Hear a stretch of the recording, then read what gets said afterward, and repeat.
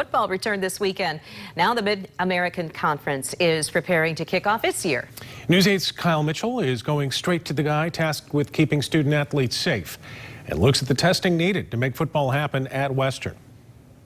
WMU football is preparing to start its season. The athletics department says COVID-19 testing is already underway. When the coronavirus brought fall sports to a halt, some fans didn't think the Mid-American Conference would end up playing the season. The universities decided to take another look after the Big Ten reversed course. I think they started to see that the antigen test was going to become more readily available. And then if you were testing more frequently with the rapid antigen test, that should suffice enough to help mitigate risk. Brian Bauer is an assistant AD and the director of medical services with WMU Athletics. He says there will be extensive testing this year for players, but also coaches and support staff off the field. The protocol basically states that if you're in and around the field of play every single day working with student athletes, then you need to be tested at least 4 days a week.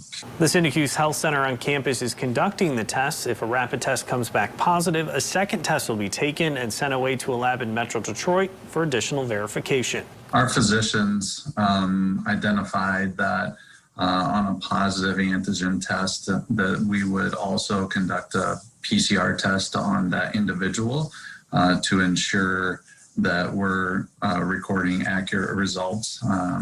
Obviously, you know, the PCR test is the gold standard. Bauer says the department has to comply with NCAA, MAC conference, and its own guidelines. Testing for football has already increased before next week's start to the season.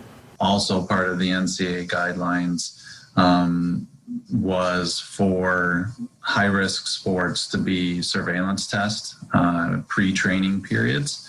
And then as you get into preseason, those guidelines also state that the testing requirements increase as well. Masks and other social distancing guidelines will also be part of the strategy, but Bauer says the Broncos are eager to take the field no matter the requirement. We're very excited to have the opportunity to have our student athletes have a chance to compete. The Broncos' first football game is at Akron next Wednesday. In Kalamazoo, Kyle Mitchell, News 8.